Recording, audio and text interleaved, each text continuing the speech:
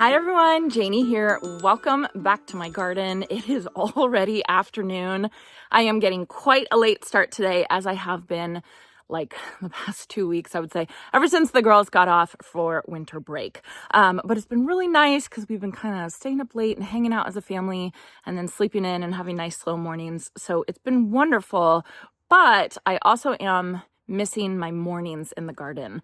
Mornings in the garden, like before the world has woken up, are absolutely my favorite time to be out here and to be gardening and to be like, it's just like a time that I can like recharge in the garden and outside. So I need to train my internal clock to start waking up early again, and I think it will be good for my family as well. So I'm getting started late today, but that is okay. I have plenty of time to get done what I want done today, and that is planting tulip bulbs. Yes, I said planting tulip bulbs, and I know it's the first week of January, but that's totally fine for me here in Northern California, Zone 9B.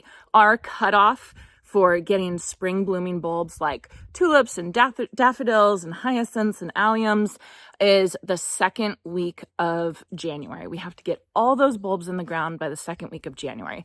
After that, it's a little too late, but if you have bulbs, throw them in the ground anyway, because they won't last all year. So, because I've put them in really late and they've been fine.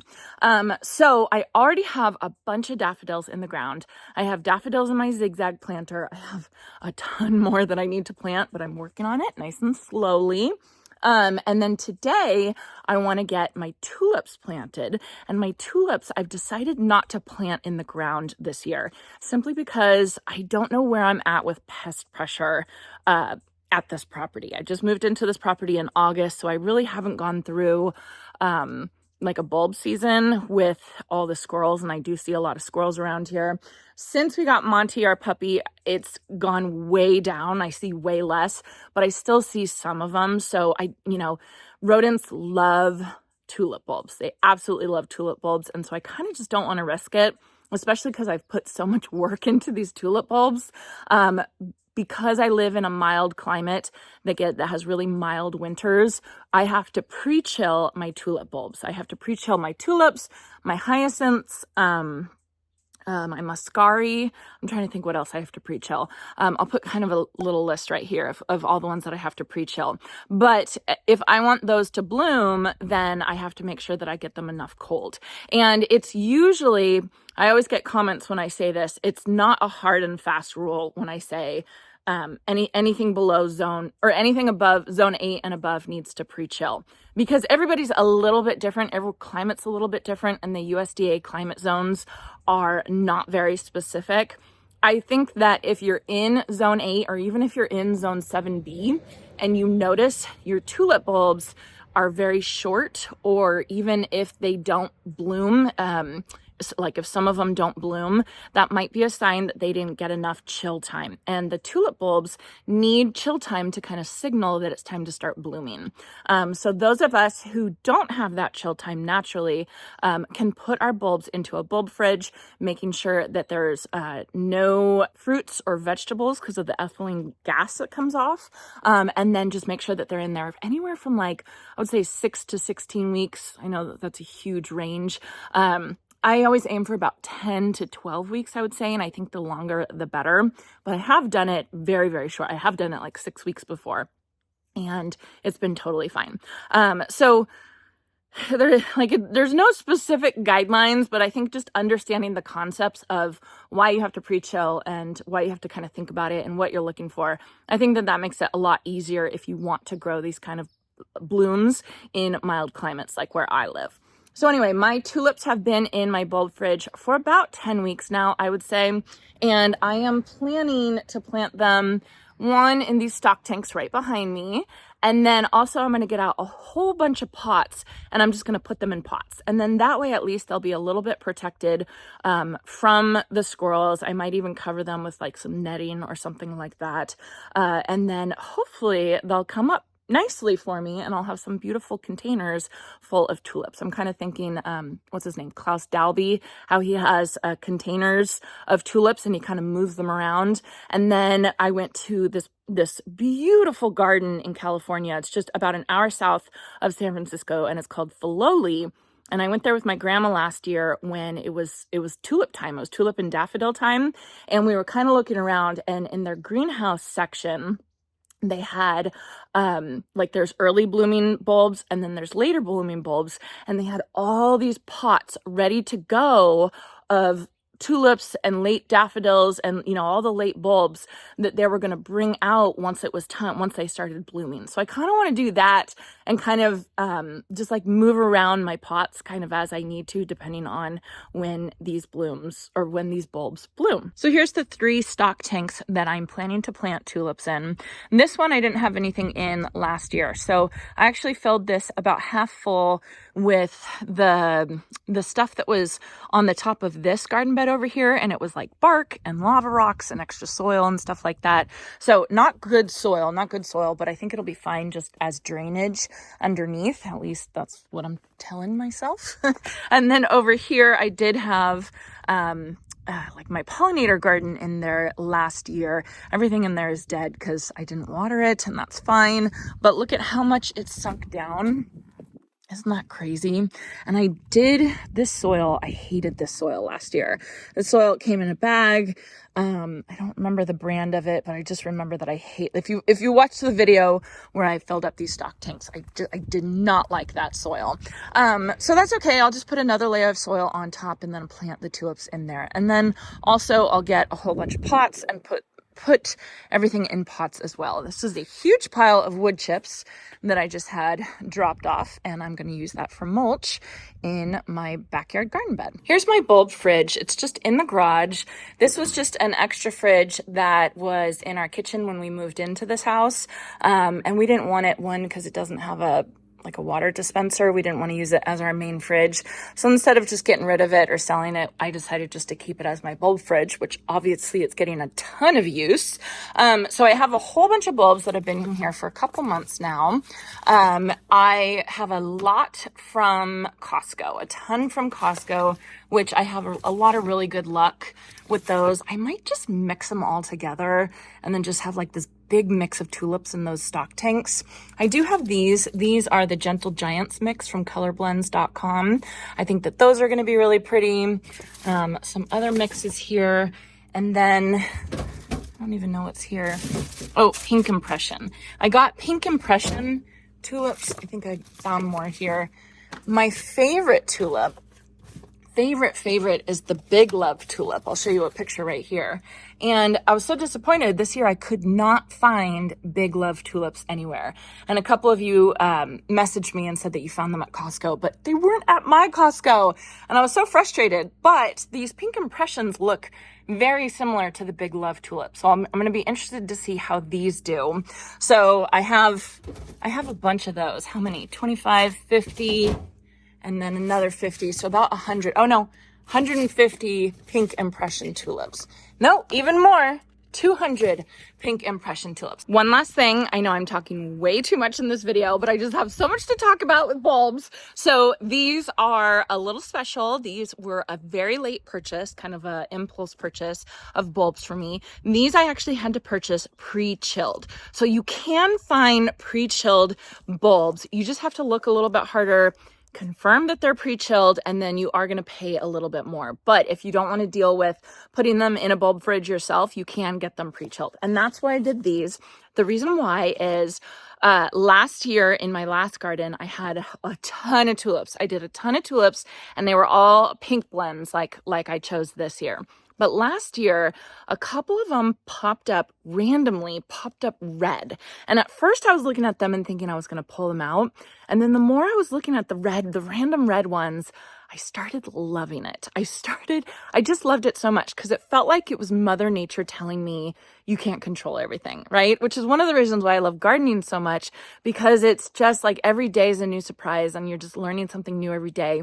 And you can't control it, right? So these random red tulips in a sea of pink and purple and peach were just I just ended up loving it so, so much. So I found myself this year hoping, crossing my fingers, that I would get some more random red tulips. And I was thinking about it so much, and I was talking to Robbie, my friend Robbie, about it. Finally, I was like, you know what? I'm just going to buy myself some red tulips and randomly throw a couple in, just kind of wherever I plant tulips, just throw a random red one in here and there. And I'm so excited about it. This is probably what I'm most excited about for the tulips. So I just wanted to show you these, and then hopefully they'll come up. I don't know about the timing or anything like that. I'm just, I'm not going to try and control anything. Well, this is kind of controlling it, but I'm just going to hope that it comes up like it did last year. Just these random red tulips. One of my favorite pictures from last year was one of these red tulips popping up. I'll show it to you right now. Okay, enough talking. Let's get planting.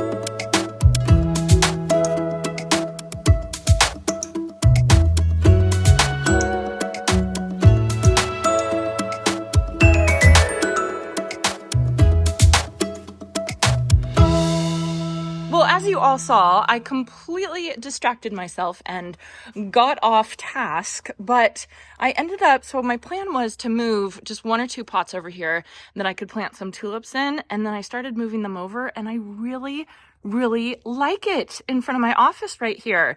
I like this mix of terracotta and white and metal and like old grungy black and old grungy cream. I just think it's really pretty and natural, and I like this mix. I like this mix for this house. It's very country romance, which is what I'm going for this house. So, I mean, I think I was moving these around for like 45 minutes. So I have to stop. I have to move on to other things. I want to get all these planted up with more of the tulips that I mixed all together. I think that that will be pretty, and get them all watered in. But I just wanted to show you all. It looks good. I really like it. The Texas privet and the juniper, those need to be pruned up, but also they need to be transplanted.